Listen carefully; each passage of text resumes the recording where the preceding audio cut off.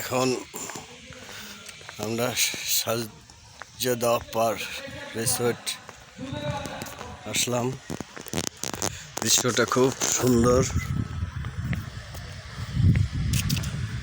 এখানে পরিবার সহ নিয়ে আপনারা ঘুরতে আসতে পারেন, রুম বুকিং দিতে পারেন, রাতে থাকারও